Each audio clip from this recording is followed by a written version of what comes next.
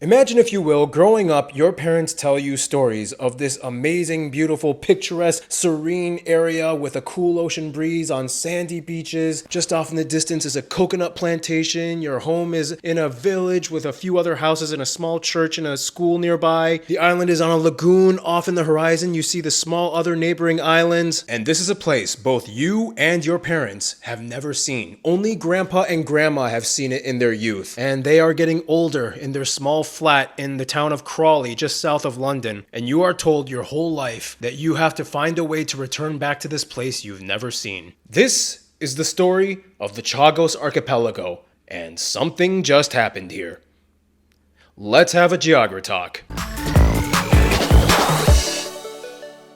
Hey Geography peeps, I'm your host Barbs, and oh my gosh golly, Queen Latifah on a pogo stick, what am I wearing? I am wearing a Geography Now t-shirt, of which it's fourth you can get at geographynow.com. On the website we have a myriad of different merch options, such as t-shirts. We also got mugs and drawstring bags, and you might bump into somebody wearing it in public and you'll be like, hey, you watch Geography Now too? Yeah, me too. What's your favorite episode? The one where he promotes his merch. Done! Anyway, that being said, let's move on to the topic of the show. So after 10 years of doing Geography Now, one thing I learned is that every area of the world has kind of like a crazy, twisted origin backstory. And knowing about these backstories kind of helps you understand why and how things are the way they are in this world. I'm gonna be honest, in 7th grade, I failed history class just because my teacher was so boring and I never did the homework. I hated homework so much. I would just pass the test because I memorized everything, but like, I don't understand homework. Like, why would you give a kid more school after school? That's like just extra torture. Just like, let the kid have fun and be, and this is a different topic. Let's not even get into this. Anyway, history has never been my strong suit growing up. But doing Geography Now, I realized, just like math with science, history and geography go hand in hand. You cannot do one without the other. And it kind of really taught me to see the world as if it's kind of like a big chess game, you know? Every country or ethnic group is kind of like a piece on the chessboard, and every move you make could have dire consequences or successes if you don't pay attention to everything happening on the board all at once. That's kind of how the world works. And the Chagos archipelago is a very strange chess piece. It's caught in a soap opera that involves two empires, one country, and one dependency, and a whole community of people that are fighting for something they've never even seen. And let me tell you something, originally I wanted to make this video into just a YouTube short, but then the more I dived into the information on this topic, I realized I have to make a geography talk. So here's the deal, because this incident of sovereignty transfer happened relatively recently, I had to use a lot of recent news articles to do proper research. And that's why I really want to thank Ground News. They're actually helping me make this episode, because they've been able to provide not only some of the articles I actually used for this episode, but they also help give me a clear image of where political biases may lie in the said articles. We all know the news is very polarized these days, and sometimes reporters fail to address factors that may not be convenient to their biases. Ground News is a source that tries to show the political biases more transparently in various reporting sources to help you think more critically about the information you consume. Basically, they gather as many related articles from all over the world in one place. This allows you to see the coverage of each source and quickly understand the bigger picture. And the coolest thing about all of this is that they have a blind spot feature. So it's like, if there's an article that's not really heavily covered by one side of the political spectrum, they will offer you sources from the ground, local, and media sources. You can subscribe to Ground News today and get 40% off the Vantage plan. That's the thing that I just mentioned with all the blind spot features and all that cool stuff by scanning this QR code right here, or you can go to my link right here at ground.news/geography. Thank you, Ground News. I really appreciate you helping me with this video and also giving me good sources for this video and understanding it better. So that being said, let's explain what the hell even is the Chagos archipelago. Some of you may not have even heard of it. First of all, the Chagos archipelago is a collection of about 60 or so flat, small islands clustered in about 10 or so skinny atoll lagoons just south of the Maldives in the Indian Ocean. From the 60s all the way up to 2025, these islands were considered a British territory labeled as the British Indian Ocean Territory. And out of all the islands within the territory, only one of them is inhabited by a seasonally rotating crew of military personnel on the island of Diego Garcia, which hosts a joint US-UK military base. And this military base is the focal point of all the discussions concerning the area. But it's not where everything begins. First, we have to explain the history of the Chagos archipelago. I know I hate history, but I have to do it. So in pre-colonial times, Indian and Arab sailors may have passed by these uninhabited islands, but they were so far and small and resource deprived that they never really cared to inhabit or claim them, so they left them alone and empty. Fast forward forward, this explorer, Diego Garcia, working under the Portuguese, saw them and then named some of them, like the main one, after his own self. But they still didn't bother to claim or inhabit them either. Fast forward again, the French passed by and were like, okay, yeah, if no one claims it or wants it, yoink. And at this point, the French already had another colony, Mauritius, which they called Île-de-France, which was also uninhabited upon discovery. You know the dodo bird? This is the island of the dodo bird. You know, the one that went extinct? This Mauritius. It was a French overseas territory. So as the technical first peoples to claim the islands, they decided to connect the Chagos archipelago as a dependency of Mauritius. During this time, the French brought in people that were enslaved either from Africa and then later indentured servants from India, what is now Pondicherry, to the Chagos Islands, along with some French administrators. They created a whole new French Creole culture and language. They all mixed up and made babies, and bam, these are the original Chagossian peoples. During this time, they inhabited and built infrastructure on 3 of the atolls of the Chagos archipelago: Perros Baños, Solomon, and Diego Garcia. And now here's the thing. During this time, Napoleon was in power. And after Napoleon fell and he was exiled to that random ass island in the Atlantic, the British pretty much assumed control over many French possessions, including this one. And then bam, they became British. Which is why today Mauritius is like bilingual between French and English. And then the British brought even more indentured servants from India and even Malaysia and other parts of the world. And then the Chagossians made even more babies, and bam, now the Chagossians are a genetic admixture of possibly 3 continents. They're a very mixed people. And here's the thing. All this time, throughout both iterations of the French and British empires, the Chagos archipelago was always a dependency of Mauritius. And then fast forward the 20th century, various European powers start relinquishing their hold over African colonies, and then new nations gain independence, including Mauritius. But here's the thing. When Mauritius gained independence, the UK decided to negotiate about the detachment of the Chagos archipelago from the sovereignty of Mauritius, and they would make it into a new territory called the British Indian Ocean Territory. Not a very original, clever name, but whatever it is. I mean, it makes sense, but come on, could have called it something else. I don't know. Why? Because during Cold War times, the UK decided it might be wise to build a military base on Diego Garcia and lease it out to the US for 50 years plus a possible 20-year extension, starting in 1966. So if the whole lease had gone through its entirety, it would have ended in 2036. And that's when the 1965 Lancaster House Agreement was put into play. When Mauritius was gaining independence, both sides decided to set their terms for what would follow in this independence. Some say that the Mauritius side was kind of reluctant when they signed it because there was a lot of pressure put on them, and it wasn't a formal treaty ratified by the parliament, but rather just an administrative agreement, which is a very important key factor that Mauritius brings up in these debates. Anyway, what was the agreement? Well, according to declassified UK government records, upon signing, Mauritius got £3 million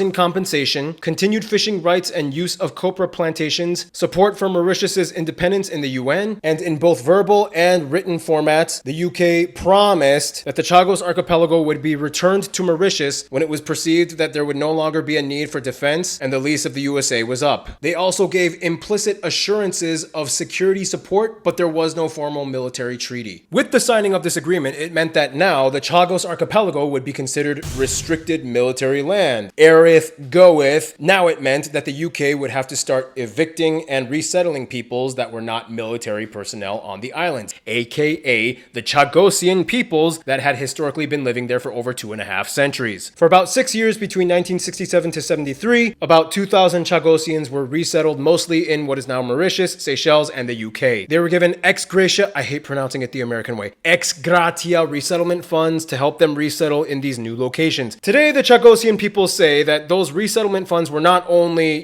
completely inadequate, but it was also completely illegal to resettle them at all to begin with. And they demand to return back to the islands that they had inhabited. And this has been the plight of the Chagossian peoples for over 50 years. And the funny thing is, while all of that was happening with the Chagossians, Mauritius also kept arguing that the Lancaster House Agreement was not legitimate, and so therefore the Chagos archipelago should rightfully be returned back to them. So it's like you have two historically tied entities, the Chagossian peoples and the entire country of Mauritius, that are both vying for some kind of like reclaiming settlement of the Chagos archipelago in some regard independently of each other. So it's like there's 3 key players in this whole equation. And this this is where the argument gets really nuanced. Because unlike what you have in Africa, or at least mainland continental Africa, what you have here are two islands that started out as uninhabited and then became inhabited through colonial years and then brought in various ethnic groups from all over the world and then became a whole new thing. Like, it's one thing to like make negotiations and demands when you have like an ethnic group that has deep ancient historical ties to a plot of land, but the weird nuanced factor to this scenario is that technically nobody's really indigenous. Everybody was brought in only a few centuries ago. So then, like, what do?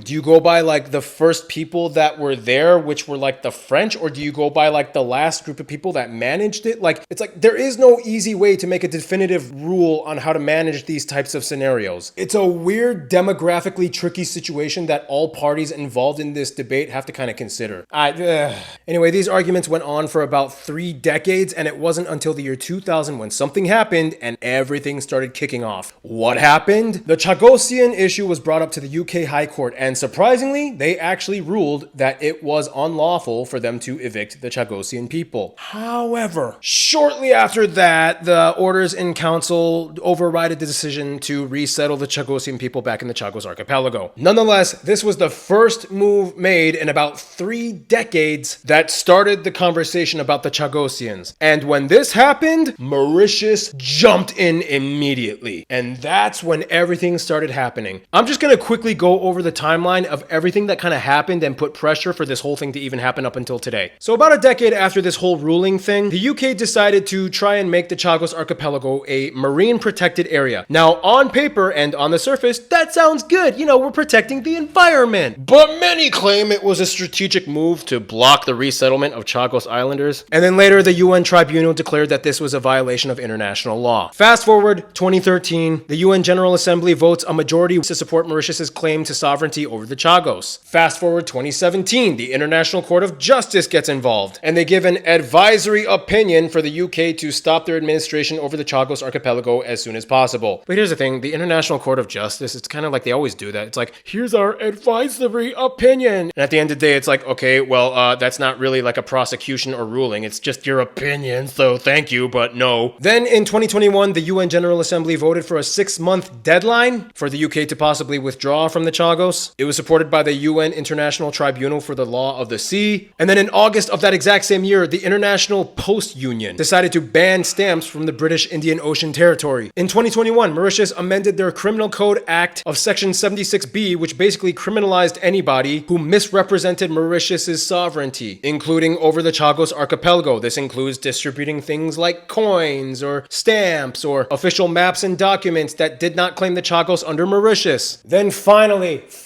in 2021, just as the pandemic begins, the UK announces that they will begin talks on the sovereignty transfer of the Chagos archipelago. When Mauritius heard this, they were ecstatic, and they even sent over a small crew of people to the Perros Baños and the Salomon atolls to symbolically raise the Mauritian flag. And in 2022, British Foreign Secretary James Cleverly announced the beginning of negotiations moving forward with this ordeal. In that same year, in 2022, a BBC report documented the return of a few Chagossian peoples via the Mauritian government with a military escort to see the islands for the first time. This was a groundbreaking moment. And then finally, on May 22nd of 2025, Prime Minister Keir Starmer signed a formal agreement on the transfer of sovereignty of the Chagos archipelago to Mauritius. However, it came with some heavy caveats. As per the 2025 negotiations, the deal included a new 99-year lease of the military base to the UK from Mauritius. So now it wouldn't be a UK lease to the US, it would be a Mauritius lease to the UK. According to the documents, Mauritius will receive an annual rent of £165 million for the first 3 years, followed by £120 million annually for the subsequent 10 years. Thereafter, the £120 million annual payment will be adjusted for inflation.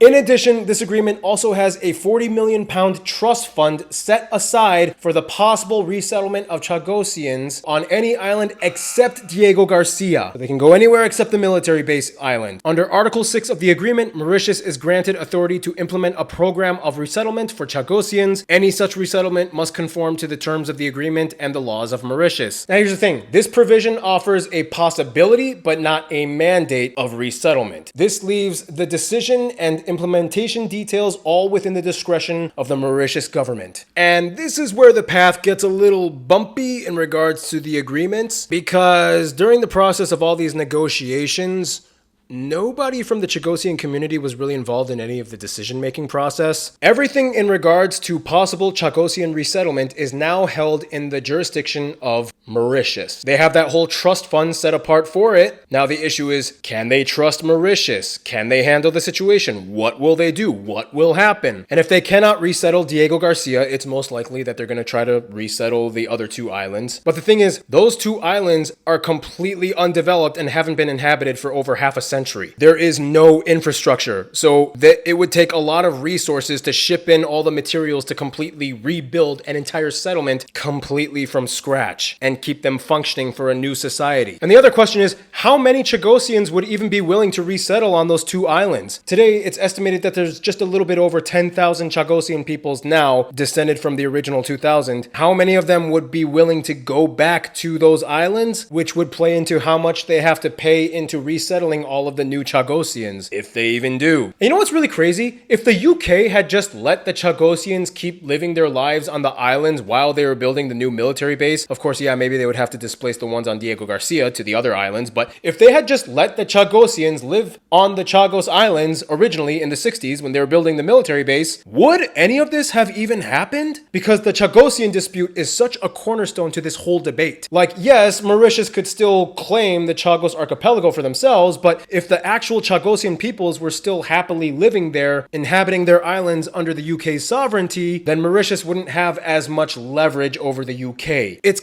kind of like the plight or complacency of a small group of people can be weaponized so easily for one larger entity's loss or gain. Isn't that crazy how that happens in this world sometimes? Yeah, maybe just some food for thought. Anyway, that's my video. Hope you guys learned something about the whole situation with the Chagos archipelago. What topic do you think I should do a Geogra talk on next? Let me know in the comments. I do actually read your comments for like the first hour and then I get bored because there's too many of them. But I do like reading the good ones. So if you have a good comment, I probably will read it and I'll consider it. So yeah. Until then, thank you for watching. Stay cool, stay tuned. Get a Geography Now shirt at geographynow.com. All right, cheers.